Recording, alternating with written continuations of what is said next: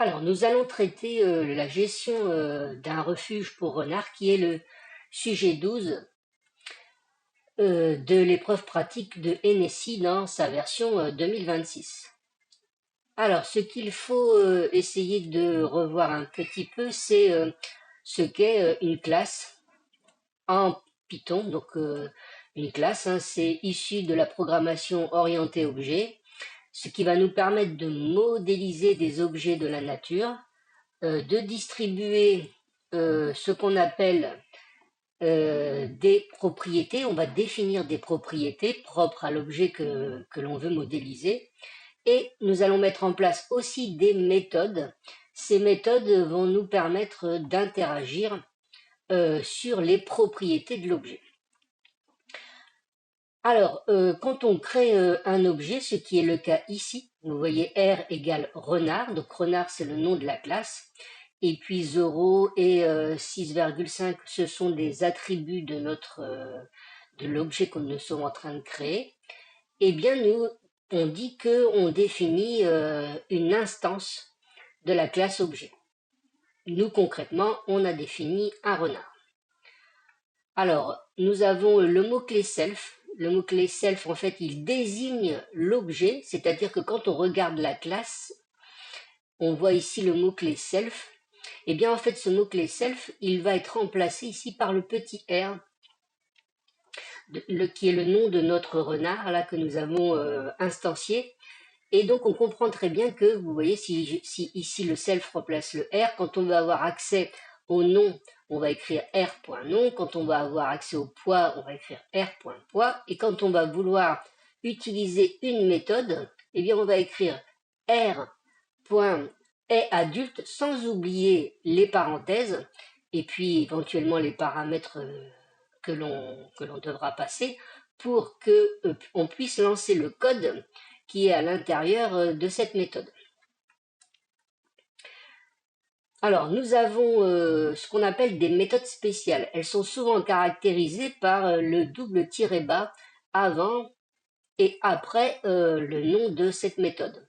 Alors, celle que nous connaissons le plus souvent, on a l'habitude de l'utiliser, parce qu'on n'a pas le choix, il nous faut l'utiliser pour pouvoir mettre en place nos propriétés et puis définir les propriétés lors de l'instanciation, c'est le constructeur de la classe et qui est -bas init-bas.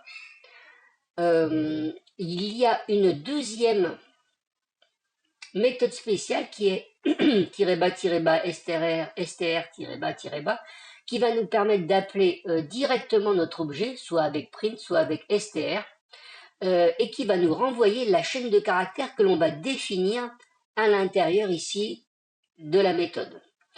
Alors, nous verrons ensuite quel est l'intérêt de cette méthode.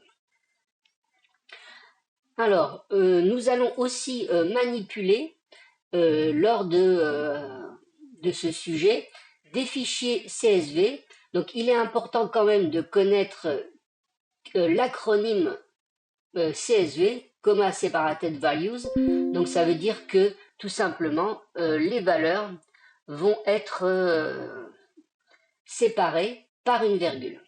Alors nous, une virgule ou un point-virgule, il suffit de regarder comment a été construit le fichier CSV. Si je vous montre le fichier CSV sur lequel nous allons travailler, vous voyez bien qu'ici, c'est le point-virgule qui a été utilisé pour séparer les valeurs. Alors vous voyez là, vous avez un fichier CSV devant vous. Je vais agrandir un petit peu. Alors vous voyez la première ligne, elle nous indique les différentes valeurs des attributs. Et puis après, chaque ligne est un enregistrement, hein. On peut le comparer facilement à une base de données simplifiée. Donc ici, vous voyez qu'on a ici cette première colonne, ce sera l'identifiant, cette deuxième colonne, le nom, le poids et la date d'arrivée. Donc voilà la structure d'un fichier CSV. Alors, pour pouvoir lire un fichier CSV, on va importer tout simplement une bibliothèque qui s'appelle la bibliothèque CSV. Alors, faites attention quand on utilise un import. voyez ici, quand je fais import CSV, quand je veux utiliser toutes les fonctions ou toutes les variables qui sont à l'intérieur de cette bibliothèque, je vais devoir utiliser la notation CSV, point, et puis la fonction ou bien la variable que je veux utiliser. Si je ne veux pas avoir à utiliser ici le nom de domaine CSV, alors l'intérêt c'est quand même quand je fais un import CSV, c'est que je suis en train de protéger les fonctions qui pourraient avoir le même nom et qui existent dans mon fichier. Par exemple, si j'ai une fonction, donc par exemple, je vais prendre une fonction qui existe dans vous voyez ici, si j'ai cette fonction, et que moi j'ai créé cette fonction ici dans mon script, bon ben, quand je vais écrire tout simplement cette fonction, ben, c'est celle-ci qui va s'exécuter, mais comme je vais écrire csv.dictReader, c'est la fonction dictReader qui se trouve dans la bibliothèque CSV qui va être appelée. Donc voilà la différence. Alors, j'ai une autre façon de faire un appel, mais alors là qui va provoquer des soucis si jamais j'ai défini ici la fonction dictReader. Par exemple, je peux faire from CSV import et puis je vais mettre étoile. Et là le problème c'est que donc là je ne peux plus utiliser CSV point, mais quand je vais ici écrire, comme j'ai créé la fonction dictReader, quand je vais utiliser dictReader ici, comme j'ai importé juste avant toute ma bibliothèque CSV, eh bien en fait la fonction dictReader du fichier CSV, elle va être remplacée par ma fonction que j'ai créée.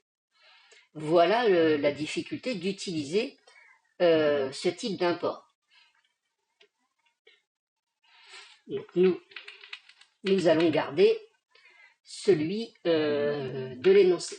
Alors voilà pour cette parenthèse autour des imports. Alors on revient sur la bibliothèque CSV. Alors on va utiliser, vous voyez ici, une première ligne qui va nous permettre d'ouvrir le fichier CSV. Alors faites attention au chemin, ça veut dire que là quand je ouvre le fichier CSV, c'est que le fichier CSV est au même emplacement que mon script Python.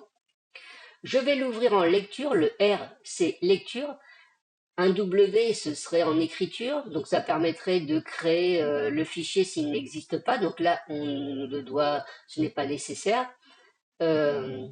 de mettre ici W.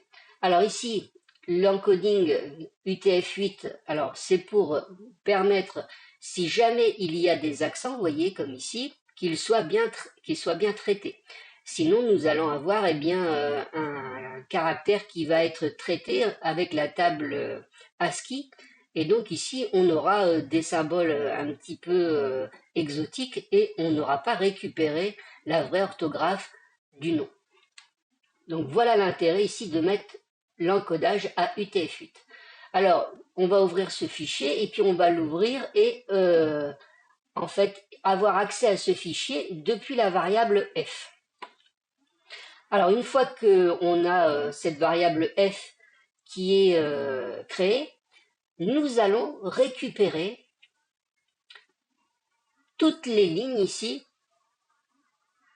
de notre fichier CSV. Alors nous, on appelle ça, quand on prend une base de données, on appelle ça un enregistrement. Donc nous allons récupérer toutes les données. Alors ligne par ligne, comme je viens de vous l'expliquer. Et donc ce qui nous permet de récupérer toutes ces lignes, c'est bien sûr la fonction dictReader du module CSV.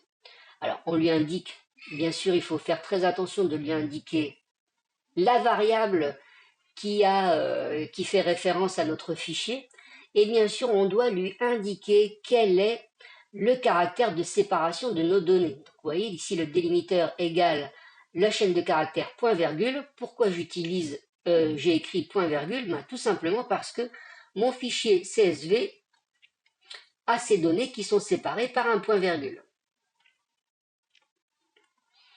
Et donc ensuite, eh bien, je peux, vous voyez, pour chaque ligne, donc je peux récupérer eh bien, les données que je souhaite. Le poids, l'identifiant, et donc vous voyez bien qu'ici, je vais récupérer chaque ligne.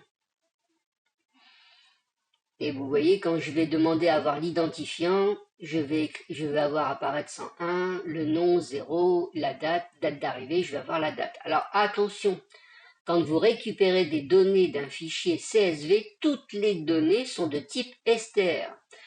C'est quelque chose à laquelle il faut prendre soin, ne pas oublier, parce que si nous devons par exemple faire des calculs avec le poids, il faudra bien sûr faire un cast du type, c'est-à-dire prendre la valeur et puis la passer à la fonction int pour avoir, ici, excusez-moi, à la fonction float, pour avoir à nouveau une valeur avec laquelle je vais pouvoir réaliser des calculs.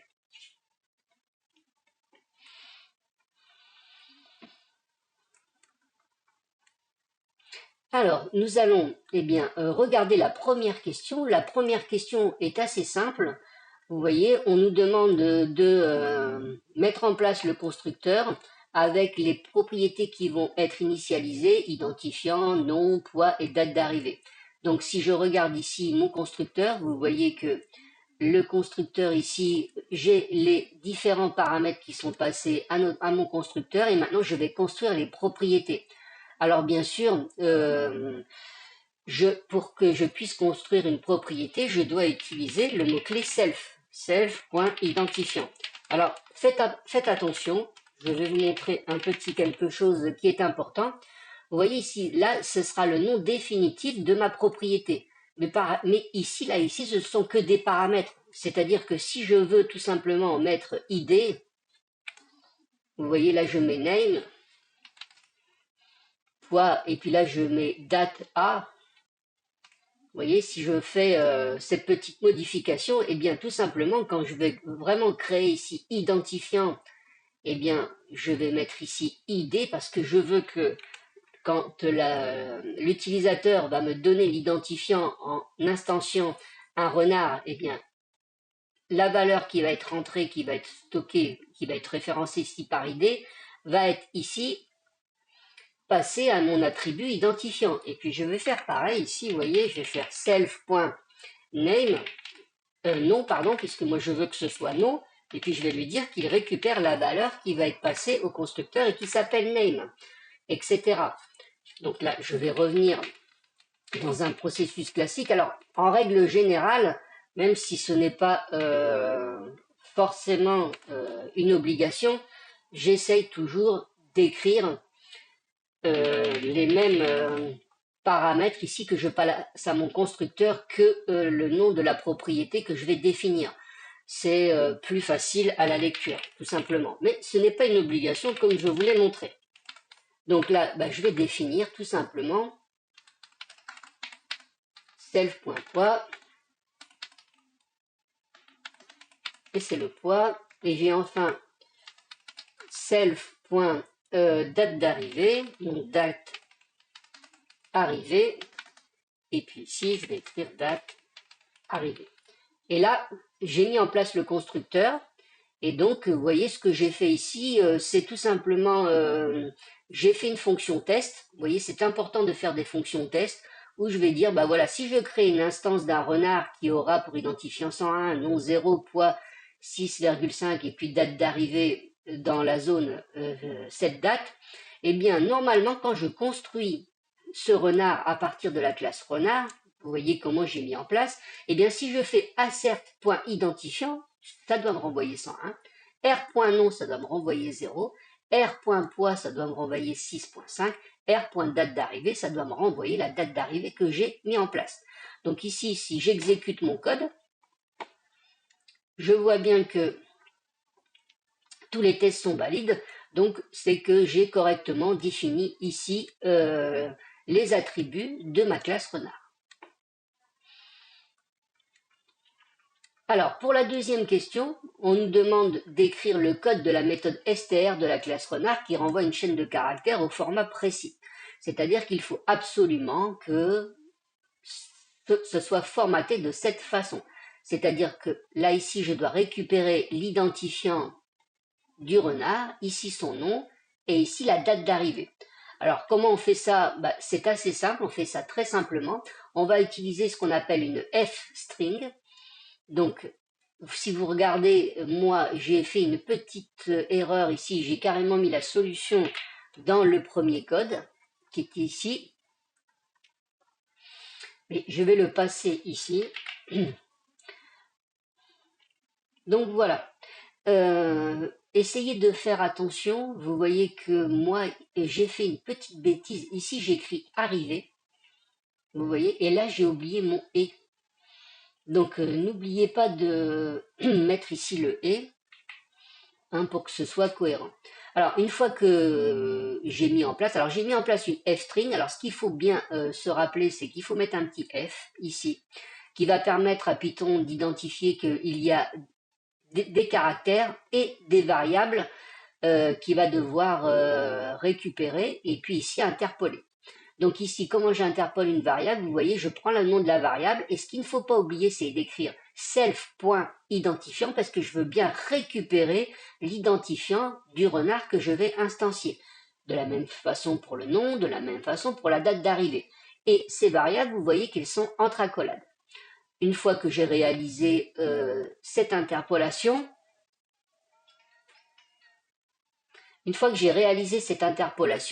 vous voyez bien que ici, je vais, quand je crée ici mon renard, mon instance de renard, ici je vais récupérer le 200, ici je vais récupérer le nom, et ici je vais récupérer la date d'arrivée. Alors ça c'est le test qui a été donné dans l'énoncé officiel, et puis moi j'ai fait des tests, une fonction test. Je préfère que vous puissiez aussi mettre en place une fonction test, c'est beaucoup mieux, c'est beaucoup plus propre, c'est plus professionnel, et puis c'est plus facile. Je lance mon test, une fois que j'ai identifié, vous voyez, j'ai fait mes petites, mes petits tests ici, mes petites insertions.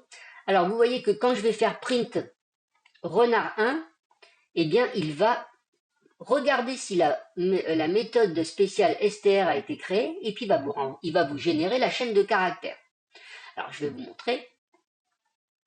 Vous voyez, tous les tests sont valides. Alors maintenant, je vais bloquer les tests et je vais vous montrer quel est l'intérêt de cette fonction spéciale ici, cette méthode spéciale.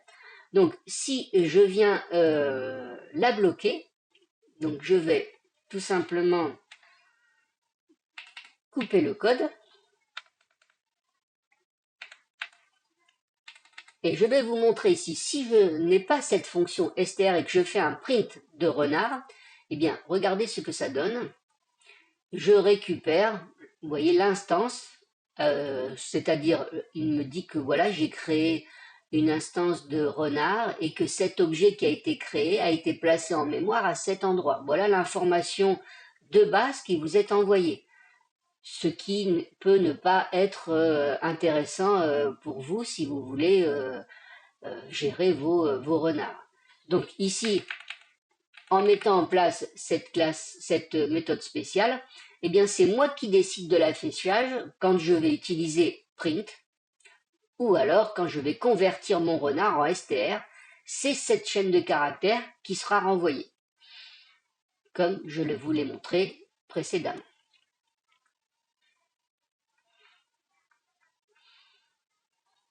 Alors, pour la question 3. Donc, la question 3, on a exécuté la méthode importer données et ça a provoqué une erreur. Donc, moi, je vais reprendre ici ma classe renard, me replacer dans mon script Python. Voilà, j'ai ma classe renard qui est complète. Et puis, je vais reprendre ici l'énoncé et regarder ce qu'on me demande de réaliser. Alors, pour la question 3, vous voyez, on a la méthode importer données qui provoque une erreur logique lors de la manipulation ultérieure du poids et de l'identifiant des renards. Identifier la source de cette erreur, proposer une correction, puis tester en instanciant le refuge SOS GoPil et en y important le fichier données renard.csv. Alors, on va regarder un peu tout ça. Donc, je vais regarder ici. Donc, j'ai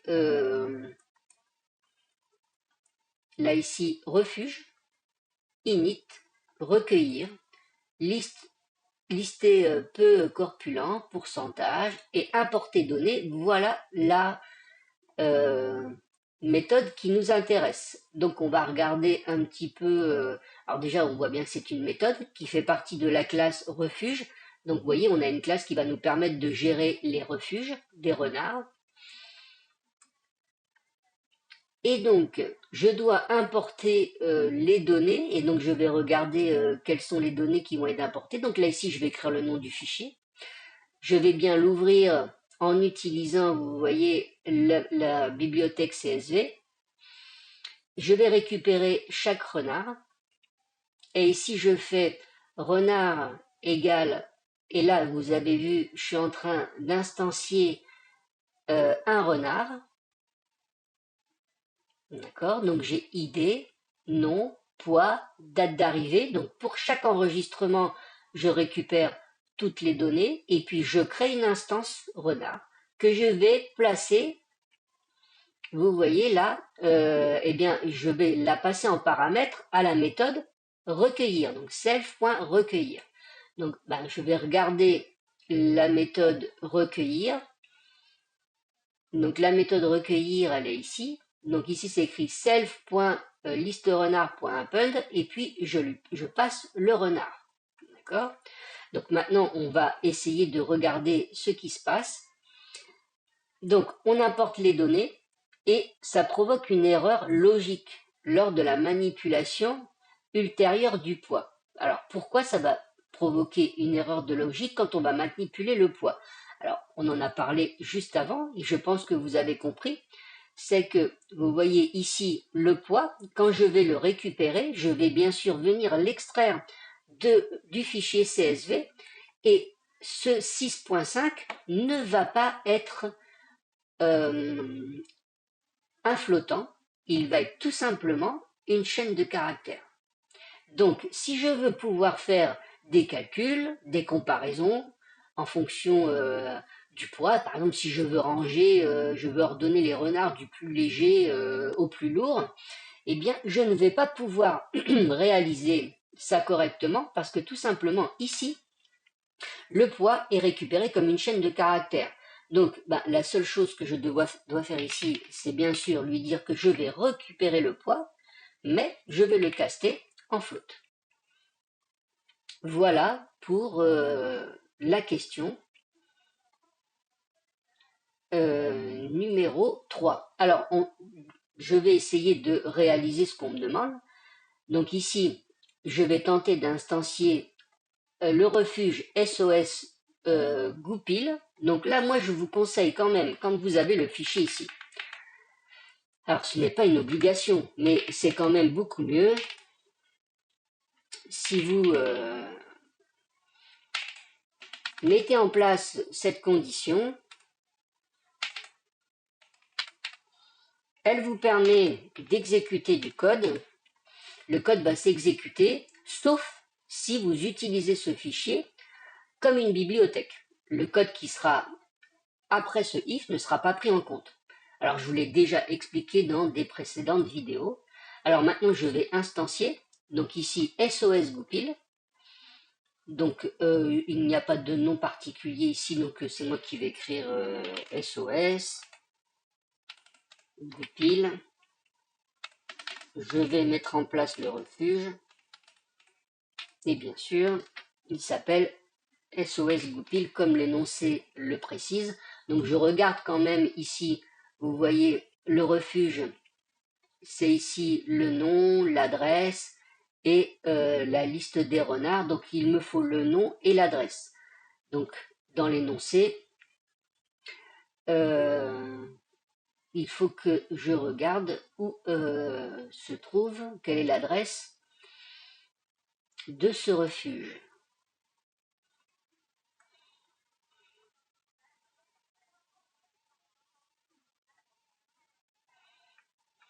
Alors, eh bien, on va regarder dans le sujet officiel.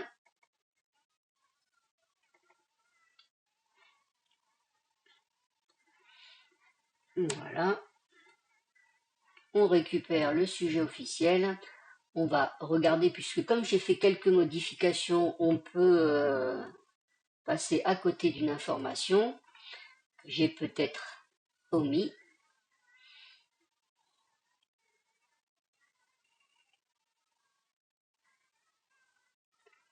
Alors, nous sommes à la question 3.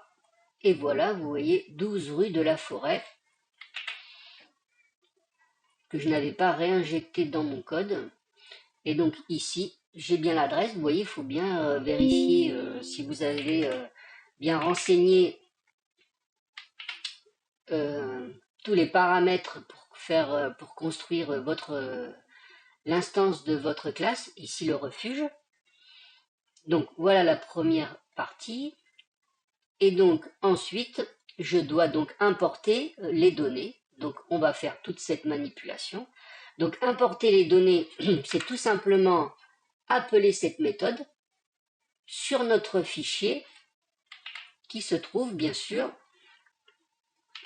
dans le même répertoire que notre script Python. Donc là, je vais écrire goupil, point, importer les données. Et donc ici, je dois mettre, vous voyez, le nom de ce fichier CSV. Donc vous voyez, là, c'est l'idéal, c'est pour ne pas faire d'erreur, je reprends le nom. Alors attention, le nom, c'est une chaîne de caractères que je dois passer ici. Donc je vais importer les données et quand je vous montre après, on va vérifier si on a importé les données correctement. Donc j'enregistre, j'exécute. Vous voyez que là ici c'est écrit tentative d'importation des données, donc on peut se dire est-ce qu'il y a un problème? Bien, on va s'en rendre compte tout de suite. Si on a un petit souci, on va faire SOS goupil. Et puis, je vais tout simplement aller regarder ma liste de renards. Donc, point liste de renards. Et si je fais entrer, vous voyez bien que j'ai bien récupéré toutes les instances de mes objets renards que j'avais dans mon fichier CSV. Alors, bien sûr, là, je ne vois pas grand-chose, mais si par exemple, je veux avoir accès au premier renard, donc celui qui est en position 0 dans ma liste, et bien sûr, si je regarde les paramètres qui sont associés au renard, par exemple, je veux son nom, donc je vais écrire le premier renard, je veux récupérer son nom.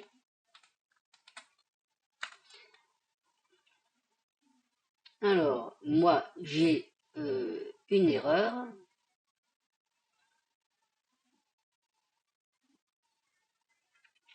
Alors, pourquoi? Qu'est-ce que j'ai fait?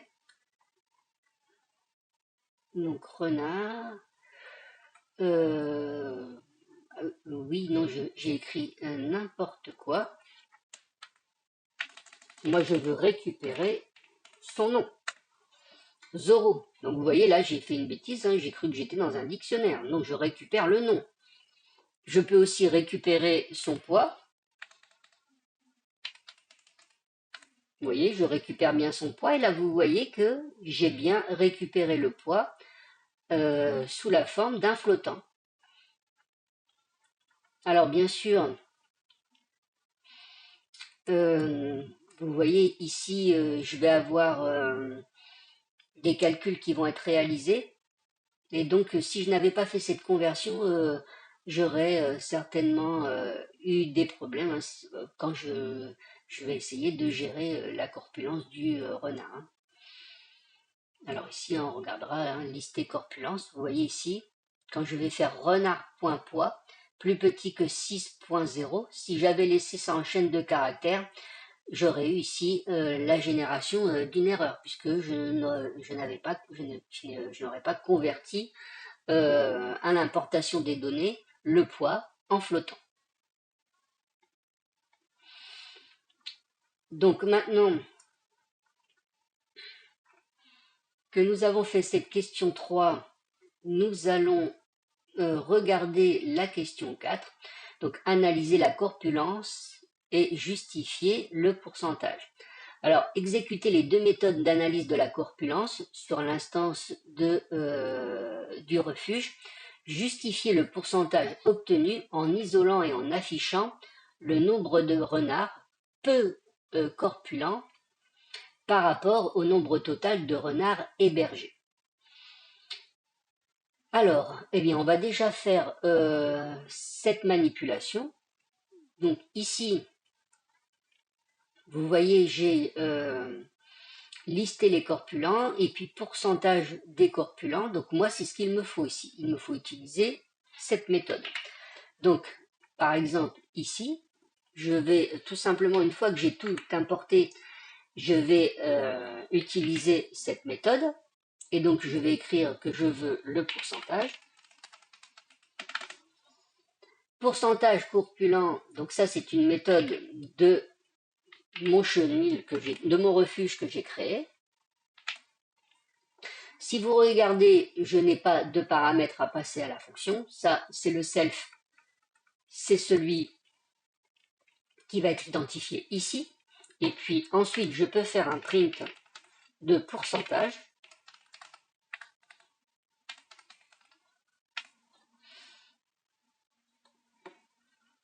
J'exécute le code et là, vous voyez, j'ai 50%.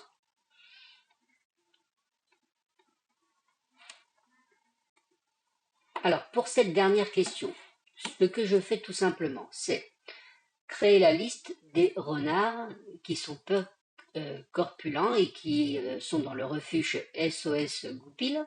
Donc pour ça, j'ai listé peu corpulents, qui est une méthode qui est dans ma classe refuge. Vous voyez ici. Comme je les liste, je vais avoir la liste des renards qui vérifient le fait qu'ils soient non corpulents. Ensuite, je regarde combien il y a de renards dans cette liste en faisant len de liste. Ensuite, je regarde combien il y a de renards au total dans le refuge. La liste de tous les renards du refuge, je l'ai ici grâce à cet attribut. Et donc, vous voyez, j'ai écrit SOS goupil.liste de renards et j'en ai demandé la longueur. Je l'ai passé en paramètre à la fonction len. Et j'ai obtenu le nombre de renards du refuge. Et ensuite, j'ai fait la division. Donc, j'ai fait le nombre de renards peu corpulents divisé par le nombre total du refuge. Et j'ai bien obtenu 0,5, c'est-à-dire 50%, exactement ici, hein, en cohérence avec la donnée que j'avais obtenue grâce à la méthode pourcentage peu corpulent. Alors, il me suffirait bien sûr de multiplier ici par 100 pour bien sûr avoir la réponse en pourcentage. Donc, ce qu'il faut retenir de ce sujet 12, c'est qu'il vous montre comment utiliser le module CSV qui permet de lire des fichiers CSV et d'en récupérer les données. Faire très attention, là ici, ne pas oublier le self quand vous allez créer les attributs de votre classe. C'est ce qui va permettre de pouvoir attribuer des propriétés particulières aux objets que vous allez instancier. Vous avez découvert la méthode spéciale str qui vous permet de faire un affichage un peu plus compréhensible de votre instance quand vous faites un simple print de votre instance. Faites attention, tout est en str et donc vous devez absolument, si vous voulez faire des calculs avec des données que vous allez récupérer d'un fichier CSV, faire un cast, le cast nécessaire. Si vous voulez récupérer des entiers, vous faites vous castez avec la fonction int, sinon pour un float avec la fonction float. Puis bien sûr, on connaît toutes les différentes fonctions qui nous permettent de caster. Alors, l'énoncé précise strictement inférieur à 6. Un renard pesant exactement 6 kg n'est pas peu corpulent. Vérifie que tu utilises bien plus petit et non plus petit ou égal. Donc là, si on regarde ici, la méthode qu'ils ont mis en place, là, ils ont bien fait plus petit strictement.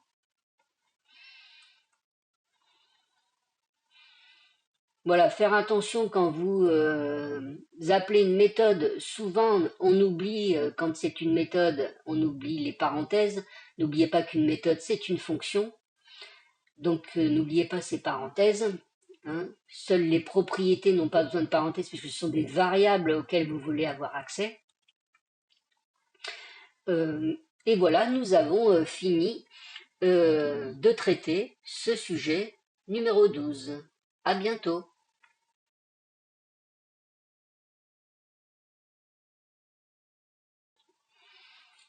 Alors, comme tu peux le voir, là, je peux utiliser aussi l'IA pour essayer de mettre en place un espèce de petit entraînement autour du sujet que vous avez traité. Donc, par exemple, là, ici, nous avons traité le sujet 12.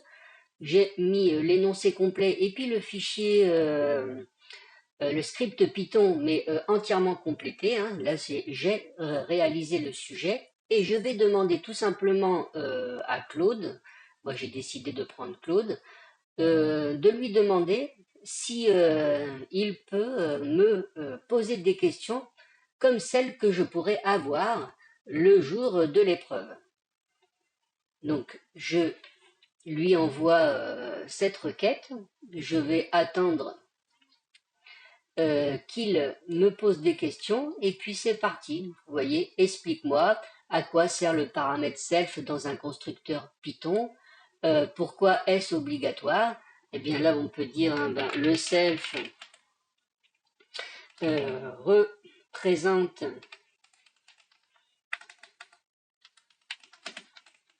l'instance de la classe renard, et si par exemple je crée R égale renard 101 Toto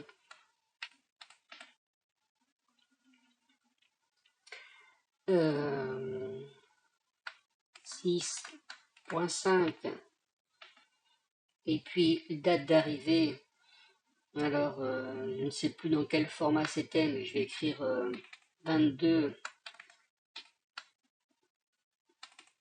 01 2026.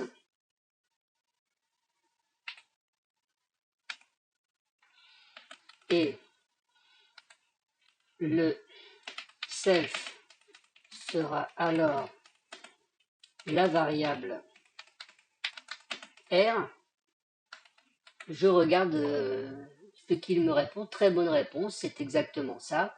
Et puis hop, il continuera à vous poser des questions pour voir si vous avez parfaitement assimilé les notions qui vous sont présentées dans ce sujet. Et ça, c'est un très bon exercice pour que vous puissiez vous rendre compte si on ne peut pas vous poser des questions qui seraient susceptibles de vous piéger parce que vous n'avez pas compris tout le code qui était présent dans ce sujet.